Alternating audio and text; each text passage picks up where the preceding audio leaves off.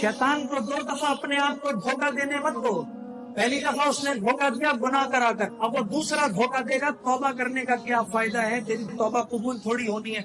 उसको बोल रहे बदबख्त, जब तुझको अल्लाह ने निकाला था जन्नत से, तूने 10 दुआएं मांगी, अल्लाह ने सारी पूरी की, तो मैं तो उसका फर्मा बरदार हूँ, मैं तो कलमा गो हूँ, अगर मैं मान पड़ूंगा तो मेरी नहीं मानेगा। मेरे अजीज दोस्तों, जब आप अपने गुनाह की तौबा करते हैं तो आपको पता है क्या होता है।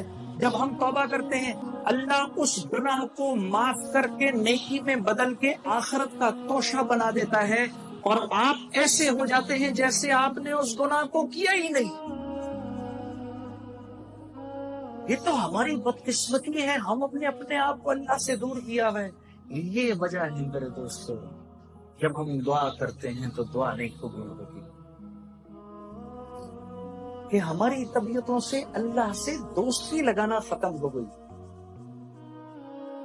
मूसा अलैहिस्सलाम के दौर में जोरदार किस्म का कहर पड़ा, आपने सबको जमा किया, जमा करके आप मैदान में ले गए। वहां आपने जाके जब दुआ शुरू की तो लू और तेज हो गई।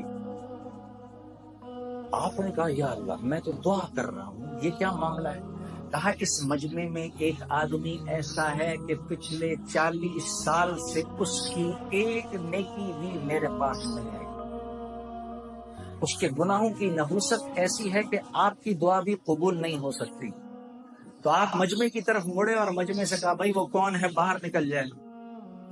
अब वो जो गुनाहगार था वो तो नजरें नीचे की खड़ा हुआ था, उसने दाएं देखा यहाँ से शायद कोई निकले, बाएं देखा यहाँ से कोई निकले। जब थोड़ी देर हुई तो अपनी इज्जत बचाने के लिए उसने कहा या अल्लाह, इतने साल मैंने तेरी नाफरमानी की, तूने किसी को पता नहीं चलने दिया, अब इतनी देर हो गई है, तो ऐसा ना हो कि तू अपने नबी को बता दे कि वो कौन है, तो मैं कितना जलील होऊंगा।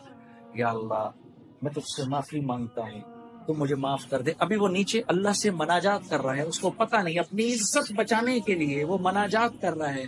ऊपर काले बादल आना शुरू हो गए, और इसी दौरान मूसा अलैहिस्सलाम इंतजार कर रहे हैं तो धड़ाधड़ ऊपर से बारिश शुरू हो गई। कहा या अल्लाह, ये क्या माजरा हुआ।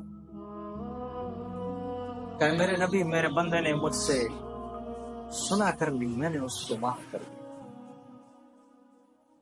या अल्लाह, ये कौन है। कहा मूसा, जब नाफरमान था 40 साल का, मैंने किसी को पता नहीं चलने दिया, अब तो वो मेरा वली बन चुका है, मैं कैसे बता दूं वो कौन था।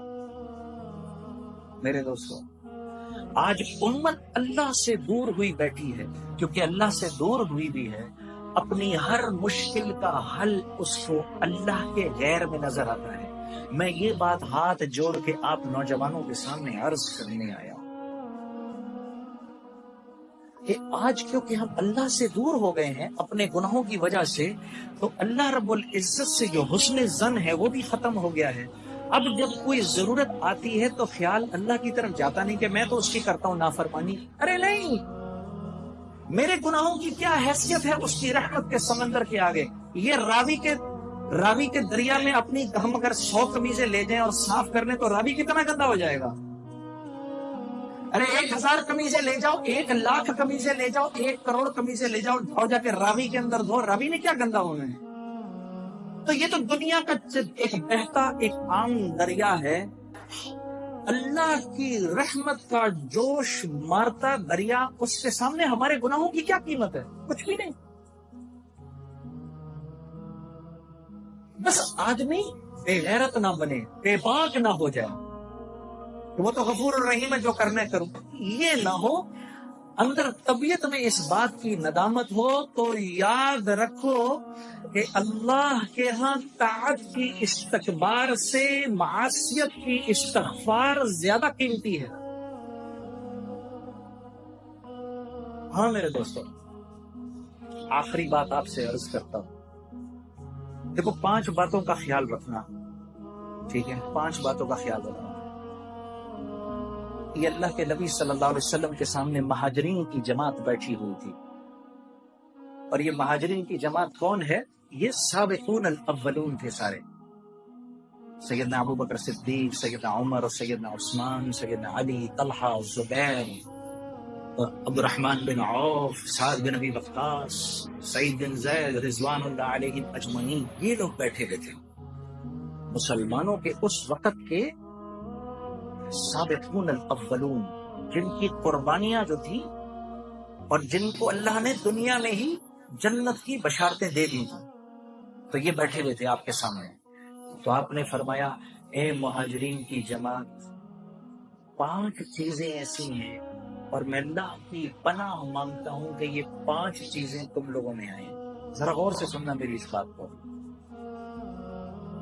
پھر آپ نے فرمایا جس قوم میں بے حیائی عام ہو جاتی ہے، لوگ بے حیا ہو جاتے ہیں،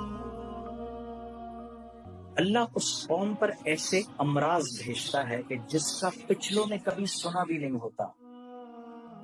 اللہ ان میں ایسی اموات بھیجتا ہے کہ جس کا پچھلوں نے کبھی سنا نہیں ہوتا.